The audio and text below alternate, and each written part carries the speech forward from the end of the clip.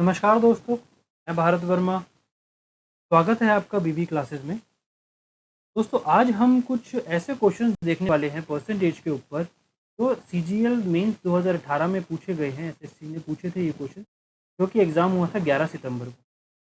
ठीक है फ्रेंड्स, हुआ क्या, अब कल एग्ज़ाम की डेट्स एसएससी ने रिलीज़ कर दी है, जो कि रुके हुए थे कोरोना की वजह से। कोरोना वायरस की वजह से जो एग्ज़ाम्स रुके हुए थे, उसकी डेट्स कल एसएससी ने रिलीज़ करी है। तो हम जिस से लड़ने जा रहे हैं, तो पता भी तो होना चाहिए कितना ताकतवर है। हमने अभी पिछले कुछ दिनों में परसेंटेज के कुछ वीडियोस मैंने बनाई, हमने कुछ परसेंटेज के कंसेप्ट समझने की कोशिश करी। तो उसी के ऊपर बेस्ड मैंने ये परसेंटेज की वीडियो बनाई है, जो बताती है कि एसएससी मेंस किस तरह से पूछता है सीजीएल के अंदर। तो चलिए क्वेश्चन स्टार्ट करते हैं। तो दोस्तों, हुआ क्या, इस क्वेश्चन में बोला गया है कि the ratio of income of A to that of B is 5:7।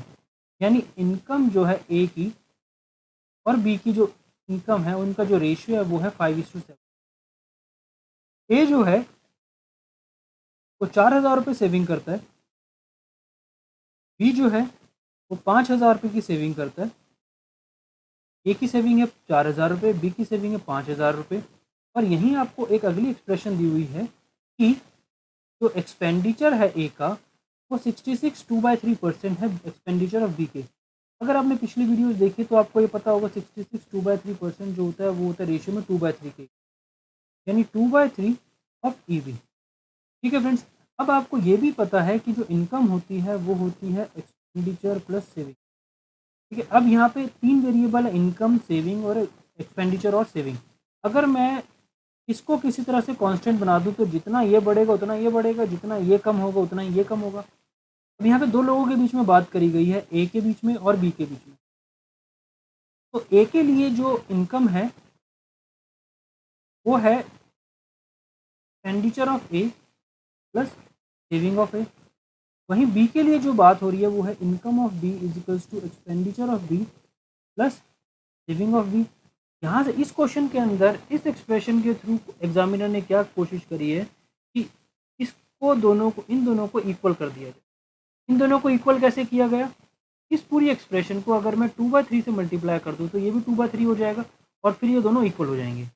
जैसे कि 2/3 I B is equals to 2/3 E B plus 2/3 S B. ऐसा करने से क्या हुआ, 2/3 ई बी जो हुआ वो ई ए के इक्वल हो गया। यानी अब देखा जाए कि जो ई ए है, जो इनकम होगा इन दोनों का, तो ए और बी की जो इनकम है, इन दोनों के बीच का जो डिफरेंस होगा वही डिफरेंस किसके बीच का होगा, इन दोनों की सेविंग के बीच का। क्योंकि हमने क्या करा, एक्सपेंडिचर को तो सेम कर दिया। जैसे जैसे इनकम में, दोनों की इनकम में डिफरेंस बढ़ता जाएगा, वैसे वैसे सेविंग में भी डिफरेंस बढ़ता जाएगा। जैसे जैसे उनकी इनकम में डिफरेंस कम होता जाएगा, वैसे वैसे सेविंग में भी डिफरेंस कम होता जाएगा। क्यों? क्योंकि हमने इसके एक्सपेंडिचर को सेम कर दिया। अब वही चीज़ ये बात हो रही है कि अगर मैं इन दोनों की, इसकी इनकम में से इसकी इनकम का 2/3 माइनस करूँ, तो वो इसकी सेविंग में से इसकी सेविंग का 2/3 माइनस करने से जो वैल्यू आएगी वो इसके इक्वल होगा। यानी अब क्वेश्चन स्टार्ट करते हैं। अगर मैं 5 में से 2/3 ऑफ 7 माइनस करूँ तो किसके इक्वल होना चाहिए, 4000 में से जब मैं 2/3 ऑफ 5000 माइनस करता हूँ। ठीक है, पूरी एक्सप्रेशन को 3 से मल्टीप्लाई कर दो, ये वैल्यू हो जाएगी आपके पास में 15, ये 14, ये 12,000 और ये 10,000। यानी आपके पास में 1 की वैल्यू कितनी आई, 2000। और हमें, हमसे पूछा क्या गया है, and the total income of A and B is, यानी इन दोनों की क्यूमुलेटिव और कंबाइंड इनकम कह सकते हैं। इन दोनों की एक साथ अगर इनकम बोली देखी जाए तो वो क्या होगी, 5 + 7 कितना हुआ, 12। अगर एक 2,000 के बराबर है तो 12 कितने के बराबर हुआ, 12 हमारा कितने के बराबर हुआ, 24,000। देखिए दोस्तों, यही आपका ऑप्शन का ठीक करेक्ट आंसर है। तो चलिए आगे और क्वेश्चंस को देखते हैं।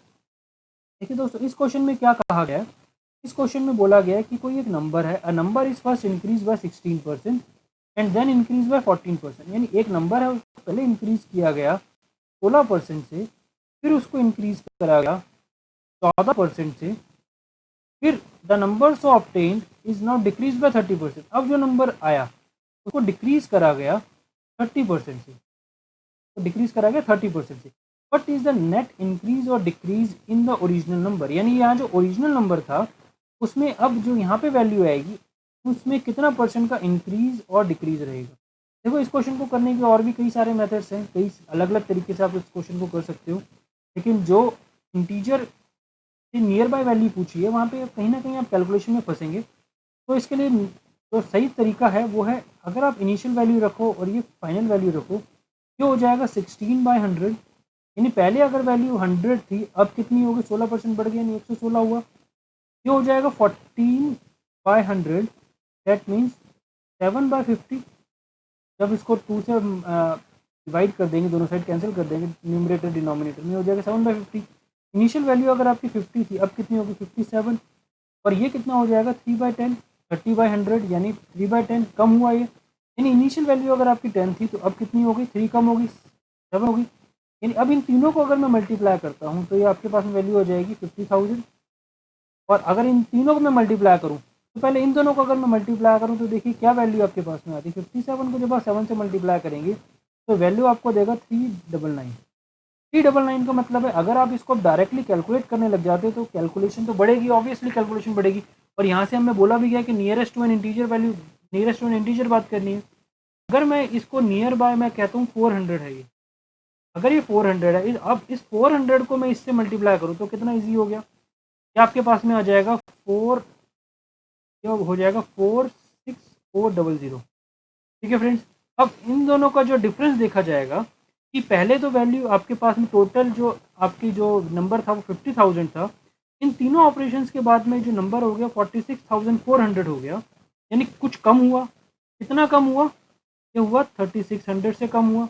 अगर इसकी परसेंटेज निकालोगे तो इसको 50,000 से आप डिवाइड करोगे परसेंटेज इंटू 100, तो डबल ये 4 0 कैंसिल हो जाएगी। अब आपके पास में बचेगा क्या 36/5, या तो डायरेक्टली डिवाइड भी कर सकते हो, दोनों साइड ऊपर नीचे 2 से मल्टीप्लाई कर दो, ये वैल्यू हो जाएगी 72/10 यानी 7.2%। आपको क्या बताना है, नियरेस्ट टू एन इंटीजर, या नियरेस्ट टू एन इंटीजर कौन सी वैल्यू हुई 7%, नियरली 7% ये जो नंबर होगा वो डिक्रीज होगा।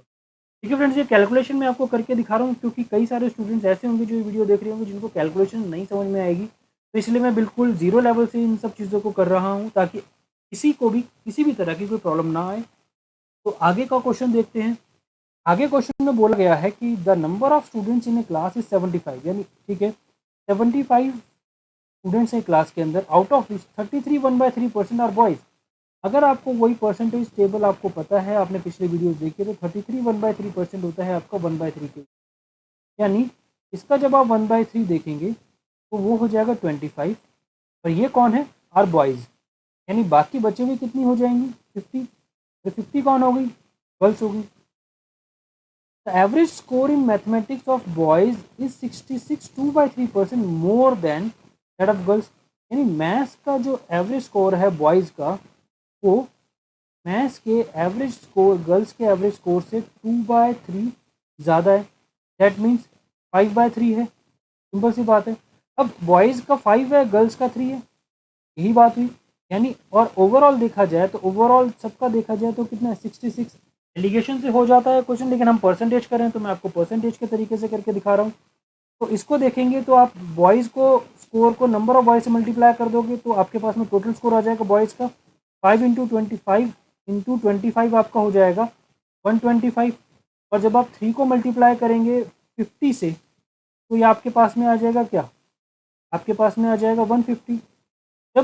जब इन दोनों को आप ऐड ऑन कर देते हैं, दोनों को ऐड कर देते हैं, ये आपको क्या दे देगा टोटल मार्क्स दे देगा, और वो कितने के इक्वल है 66 इंटू 75, क्योंकि एवरेज स्कोर अगर सबका देखा जाए तो 66 है और टोटल नंबर ऑफ स्टूडेंट्स देखे जाए तो 75 है। ठीक है, तो ये वैल्यू आपके पास में आ जाएगी 275, और ये किसके इक्वल होगा 66 इंटू 75। आप इसको कैंसिल करेंगे तो 25 से जब कैंसिल होगा तो ये 11 पे जाएगा और ये 3 पे जाएगा, और ये जाएगा किस पे 6 पे, यानी 1 की वैल्यू कितने के इक्वल 18 के इक्वल। आपको किसकी वैल्यू चाहिए, average score of the girls, average score of the girls कितना है 3 है, गर्ल्स का एवरेज स्कोर कितना है 3, अगर 1 आपका 18 है तो 3 की वैल्यू कितनी हो गई आपकी 54, यानी 54 आपका जो होगा करेक्ट आंसर होगा। इजीली हो गया, किसी फॉर्मूले की ज़रूरत नहीं है। आगे देखते हैं।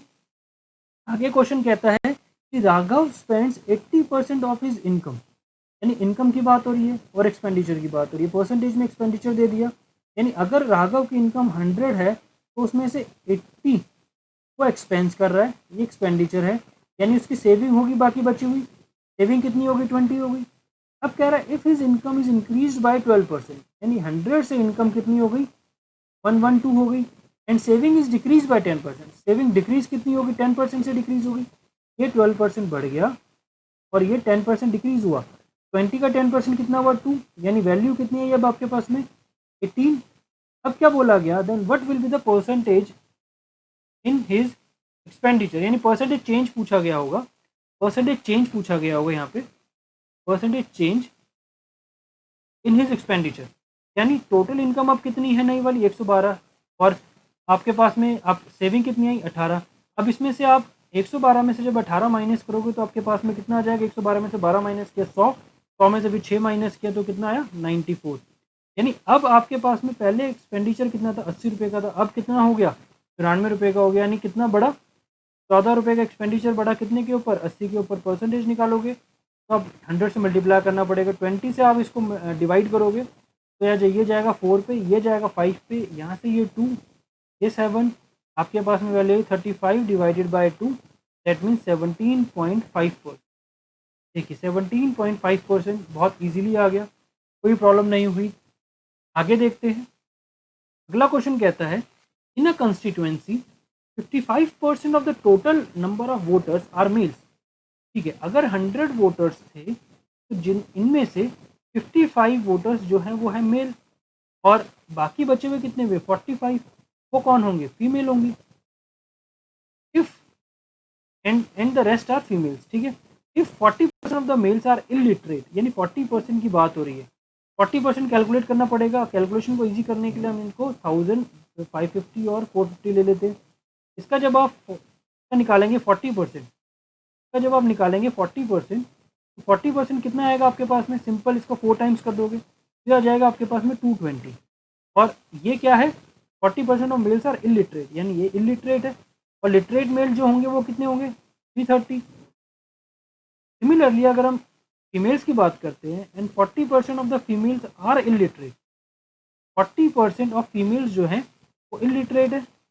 40% फीमेल्स कितनी होंगी, यानी इसके 45 का 4 टाइम्स, 4 गुना, ये कितना हो जाएगा 180, और बाकी बचा हुआ कितना हो गया 480 में से जब 180 आप माइनस करोगे तो ये आपके पास में हो जाएगा 270।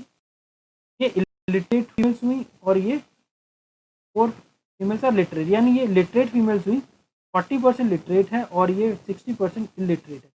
अब पूछा क्या गया, then by what percent is the number of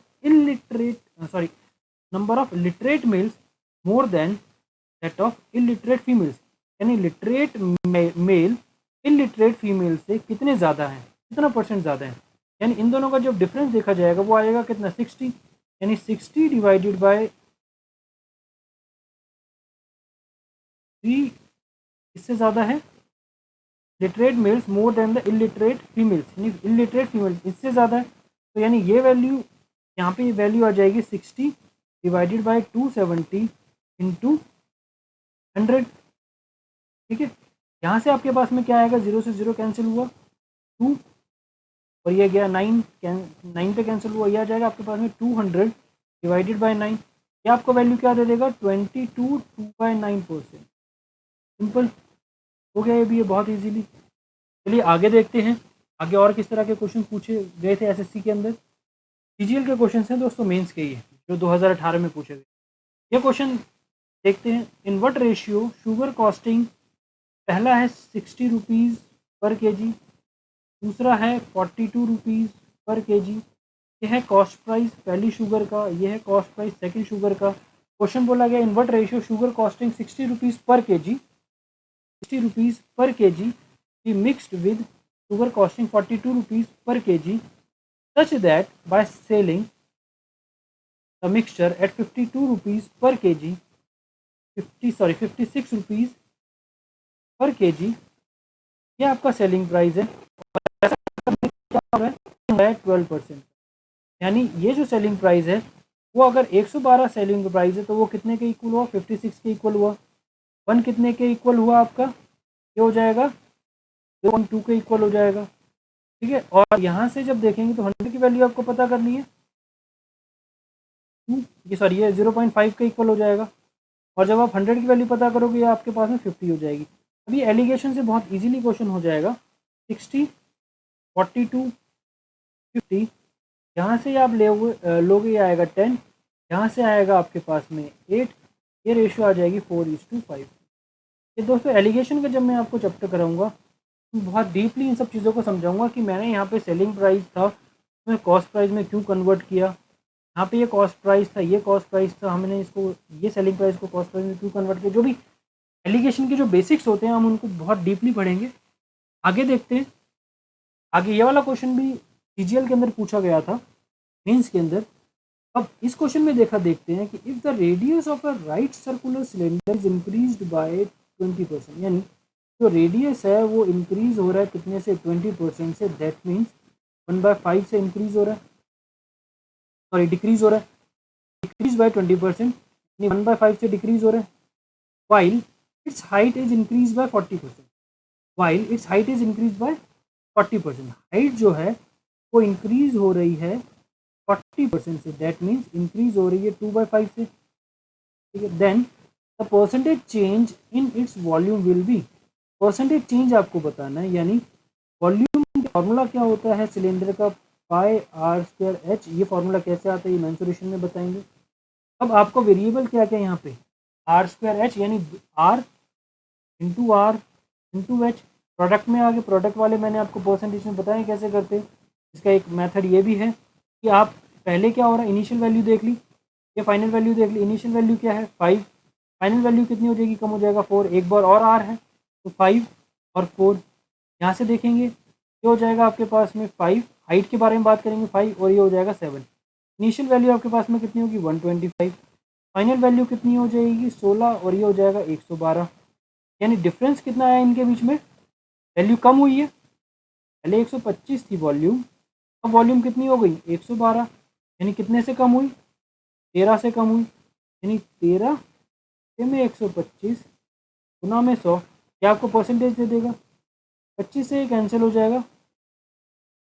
ठीक है, ये हो जाएगा 52 डिवाइडेड बाय 5। आप इसको डायरेक्टली तो सॉल्व भी कर सकते हैं, या इसको 2 से आप मल्टीप्लाई कर दोगे ऊपर नीचे तो डिनोमिनेटर में 10 बनाने के लिए ये हो जाएगा 104 डिवाइडेड बाय 10, यानी 10.4% डिक्रीज, 10.4% डिक्रीज। ये भी इजीली देखिए हो गया, कोई प्रॉब्लम नहीं हुई इस क्वेश्चन के अंदर भी। आगे देखते हैं, आगे क्वेश्चन कहता है कि if A is 28% more than B, यानी ए जो है वो बी से 28% ज़्यादा है। यानी अगर बी 100 है तो ए कितना हुआ 128, and C is 25% less than the sum of A and B, यानी इन दोनों का जो सम होगा उससे जो सी है वो 25% कम होगा। 25% का मतलब 1/4, इन दोनों का सम कितना है 228। इसका जब आप 1/4 आप कैलकुलेट करेंगे क्या आ जाएगा 57। ठीक है, अब 57 आप माइनस करेंगे 228 में से, ये वैल्यू आपके पास में कितनी आ जाएगी 171, यानी अब सी की वैल्यू कितनी हो गई 171। आपसे पूछा क्या गया 10 by what percent will C be more than A, यानी जो सी होगा वो ए से कितना ज़्यादा होगा, ए से कितना ज़्यादा है सी, ए से कितना ज़्यादा है, क्या आपका हो गया 43 ज़्यादा हो 171 में से जब आप 128 माइनस करेंगे तो कितना आएगा 43 आएगा, डिवाइडेड बाय 43 डिवाइडेड बाय 128, क्योंकि ए से पूछा गया मोर देन ए, डिनोमिनेटर में ए की वैल्यू आएगी इंटू 100। अब आप कैलकुलेट कैसे करेंगे, आपसे बोला गया है correct to 1 decimal place, correct to 1 decimal place के लिए बात करी गई, यानी आप कैलकुलेट करने का तरीका देखिए। ये 43 है, अगर मैं इसको मल्टीप्लाई बाय 3 कर दूँ ये वैल्यू हमें कितनी दे देगा 128। ये थोड़ी सी तो कम है, हमने क्या किया अब इसको 128 बना दिया, 43 डिवाइडेड बाय 129 सॉरी 128 को 129 बना दिया, 129 इंटू 100, ये सीधा सीधा 3 पे कैंसिल आउट हुआ, यानी आपके पास वैल्यू कितनी है 100/3 और यहाँ से कितना हो जाएगा 33.3%। लेकिन हुआ क्या है, आपने डिनोमिनेटर की वैल्यू को बढ़ाया है। डिनोमिनेटर की वैल्यू को जब आपने बढ़ा दिया उससे क्या हुआ, डिनोमिनेटर की वैल्यू को जब आपने बढ़ाया उससे क्या हुआ, ओवरऑल परसेंटेज की जो वैल्यू थी वो कम हो गई। यानी हमारे पास जो एक्चुअल वैल्यू आनी चाहिए वो 33.3 से थोड़ी सी पॉइंट्स में ज़्यादा होनी चाहिए, और वो हमें कितनी दी हुई है 33.6। क्यों, यहाँ पे जब डिनोमिनेटर की वैल्यू को बढ़ाया गया, तो डिनोमिनेटर की वैल्यू को बढ़ाते हैं कभी भी तो ओवरऑल जो फ्रैक्शन होता है उसकी वैल्यू बढ़ जाती है। वहीं हमारे पास वैल्यू कितनी आई डिनोमिनेटर की वैल्यू को बढ़ाने से 33.3, यानी ओवरऑल वैल्यू जब हम देखेंगे तो वो कितनी हो जाएगी 33.6, जो हमें ऑप्शन में दिया हुआ है वही हमारे पास करेक्ट ऑप्शन एक है जो करेक्ट होगा। ठीक है फ्रेंड्स, ये जो क्वेश्चंस थे ये एसएससी सीजीएल 2018 मेंस के क्वेश्चन हैं जो एसएससी ने पूछे हैं। तो अब आप देख लीजिए आपको किस तरह की प्रिपरेशन करनी है एसएससी के लिए। तो आज के लिए अभी इस वीडियो के अंदर इतना ही करते हैं, आगे अब नए नए टॉपिक्स मैं लेके आता रहूँगा रीजनिंग और मैथ्स के अंदर। तो ज़्यादा से ज़्यादा इस चैनल को शेयर करिए, सब्सक्राइब करिए ताकि ज़्यादा से ज़्यादा लोगों तक ये सब चीज़ें पहुँच सके। Thank you.